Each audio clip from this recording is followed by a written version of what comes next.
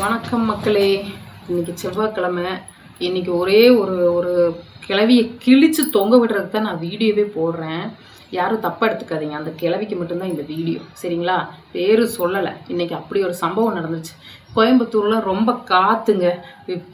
வண்டியில் போனால் காற்று தள்ளிட்டு போயிடும் போல், அந்த மாதிரி. இன்றைக்கி ஸ்கூலுக்கு போனேங்க. ஸ்கூலுக்கு போயிட்டு திரும்ப வரும்போது ரொம்ப நாள், அதாவது இந்த ஊரில் வந்த புதுசில் எனக்கு ஒரு ஃப்ரெண்டு வந்தாங்க. அவங்கள ரொம்ப வருஷம் கழித்து நான் பார்க்குறேன். ஒரு 6-7 வருஷம் கழித்து நான் இப்போ பார்க்குறேன் அவங்கள. அவங்க அம்மா அப்பாலாம் நல்லா பழக்கம் எங்களுக்கு. பாவம், அந்த பொண்ணுக்கு ஃபஸ்ட்டு ஹஸ்பண்ட் இறந்துட்டாங்க. அவர் கொஞ்சம் ட்ரிங்க்ஸு இறந்துட்டாங்க. இறந்து இப்போ 2வது மேரேஜ் பண்ணி வச்சு அந்த பொண்ணுக்கு ஒரு 4 வருஷம் ஆச்சு மேரேஜ் ஆகி. குழந்தையெல்லாம் இருக்குது. ஃபஸ்ட்டு மேரேஜில் குழந்தை இல்லை, இப்போ 2வது மேரேஜில் தான் அந்த பொண்ணுக்கு குழந்தையே இருக்குது. அப்புறம் அந்த பொண்ணை இன்றைக்கி ரொம்ப நாள் கழிச்சு நான் பார்த்தேன். ரொம்ப நல்லா இருக்கேம்மா அப்படின்னு கேட்கும்போது நல்லா இருக்கேன் அப்படின்னா, ஏன்னா அந்த பொண்ணோட மேரேஜுக்கு நான் போயிருக்கேன். அப்போ அவங்க ஹஸ்பண்டையும் பார்த்தேன். மேரேஜுக்கு நல்லா இருக்காங்க அப்படின்னு பேசிட்டு, அம்மா அப்பாலாம் எப்படி இருக்காங்கன்னு பேசிகிட்டு இருக்கும்போது திடீர்னு அந்த பொண்ணுக்கு தெரிஞ்சவங்க ஒருத்தவங்க வந்தாங்க, ஒரு வயசானம்மா. வந்தோடனே, என்னம்மா நல்லா இருக்கியா அப்படின்னலாம். நான் இதில் அந்த பொண்ணோட பேர் சொல்ல விரும்பலை, ஏன்னா அந்த பொண்ணுக்கிட்ட கேட்டுட்டு தான் நான் இந்த வீடியோவே போடுறேன். அப்போது அந்த பொண்ணு என்ன சொல்லிச்சுன்னா, அக்கா நீங்கள் என் பேர் சொல்லாமல் வீடியோ போட்டுருங்கக்கா, இது சப்போஸ் யாருக்காவது என்ன மாதிரி இருக்கிறவங்களுக்கு இது இருக்கும் அப்படின்னு சொன்னாங்காட்டி தான் இன்றைக்கி அந்த வீடியோவே போடுற மக்களே. என்னென்னா, அந்த தெரிஞ்ச ஒரு அம்மா வந்தாங்க. வந்துட்டு என்ன நல்லா இருக்கியா அப்படின்னு இந்த பொண்ணுக்கிட்ட கேட்டிருக்காங்க. ஏன்னா இவங்க சின்ன குழந்தையிலேருந்து பக்கத்தில் குடியிருந்தவங்க. அப்போ இந்த ஃபஸ்ட்டு மேரேஜ் டைமில் அவங்க வந்திருக்காங்க. செகண்ட் மேரேஜ் டைமில் அவங்க வரல. அதுக்குள்ளே வீடெல்லாம் மாற்றி போயிருக்காங்க.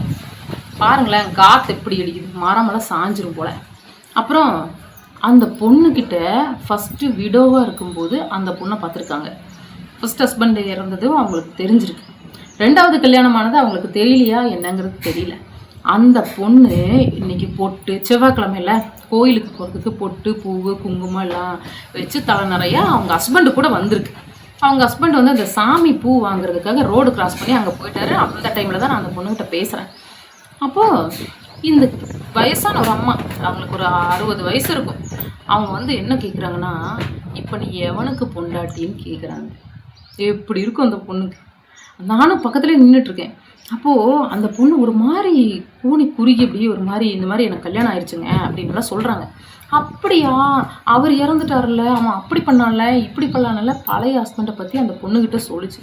அப்போ நான் என்ன பண்ணேன், நீங்கள் உங்களுக்கு தெரிஞ்சவங்கன்னா, நான் ரொம்ப வருஷமாக பக்கத்து வீட்டில் இருக்கேன், எனக்கு தெரியும் அப்படின்ச்சு.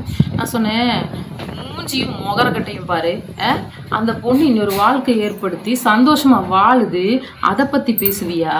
நீ என்ன சொல்கிற, என் பழைய வாழ்க்கையை பற்றி சொல்லிக்கிட்டு இருக்கேன். இருக்கா நீ? பொம்பளை உனக்குன்னா குழந்தைகளாக இருக்குன்னு கேட்டு, எனக்கு ஒரு பொண்ணு இருக்குது பையன் இருக்குது, உன் பொண்ணு வாழ்க்கை நல்லா இருக்குன்னு கேட்டேன். அது அவ்வளோ சொல்லுது, பொண்ணு வாழ்க்கை அப்படி இல்லைன்னு. பையன் வாழ்க்கைன்னா பையன் வாழ்க்கை அதை விட மோசம். எவனோட ஒரு பொண்டாட்டியை கூட்டிகிட்டு குடும்பம் நடத்திட்டு இருக்கீங்க. அதே கல்யாணம் பண்ணிட்டு முதல்ல உன் வாழ்க்கை, உன் குடும்ப வாழ்க்கையே சரியில்லையே, அடுத்த பொண்ணு இப்படி கேட்குறியே, அறிவு இருக்கான்னு கேட்டேன். வாழ்க்கை நாளைக்கு அந்த பொண்ணுக்கு உடம்பு சரியில்லை, அவங்க அப்பா அம்மாவுக்கு ஏதோ நினச்சிருக்கலாம், அதனால இன்னொரு கல்யாணம் கூட பண்ணி வச்சுருக்கலாம். நாளைக்கு அவங்க அப்பாவுக்கு ஏதாவது ஆயிருந்தா என்ன பண்ணுறது? என் பொண்ணுக்கு ஒரு வாழ்க்கை வேணும்னு அவங்க பார்த்து நகநட்டு போட்டு கல்யாண மண்டபம் வச்சு கல்யாணம் பண்ணியிருக்கிறாங்க. உனக்கு முதல் வாழ்க்கை உன் புருஷன் செத்து போச்சுல்ல, அன்னைக்கே உடன்கட்டை ஏறி இருக்க வேண்டியது தானே, ஏன் ஏறலை சொல்லு? அந்த பொண்ணுக்கு இன்னொரு சின்ன பொண்ணு 32-33 வயசு, அந்த பொண்ணுக்கு கல்யாணம் பண்ணி வச்சுருக்காங்க. அண்ணன் கை பிடிச்சி கொடுத்துருக்காங்க, அப்பா அம்மா தாராவாத்து கொடுத்துருக்காங்க. அவங்களே இது நாள் வரைக்கும் ஒன்றும் சொல்லலை. அக்கம் பக்கத்தில் ஒரே இடத்துல இருந்து இத்தனை வருஷமாக அந்த பொண்ணு சின்ன வயசுலேருந்து குடியிருந்தது சொல்கிறையே, நீ உன் பொண்ணு மாதிரி தானே நினச்சிருக்கணும். சொல்லு பாப்பா.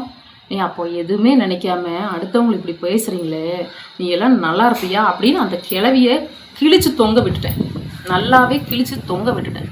அந்த பொண்ணுக்கு ஏதாவதுன்னா நீயா கொடுப்ப? உன் கழுத்தில் போட்டிருக்கியே ஒரு 2 பவுன் செயின், கழட்டி கொடுத்துரு. அந்த பொண்ணு நீ புருஷெல்லாம் இது பண்ணாத, நீ இப்படி யாரும் கொடுக்க வேண்டியதானே? அட்வைஸ் யார் வேணாலும் பண்ணலாம். நீ கொடுப்பியா? இருக்கி கையில் இருக்கிற ரேகையெல்லாம் முகத்தில் வச்சுட்டு வந்திருக்கிற கேனக்கிருக்கின்னு சொல்லி திட்டிட்டு வந்துட்டேன்.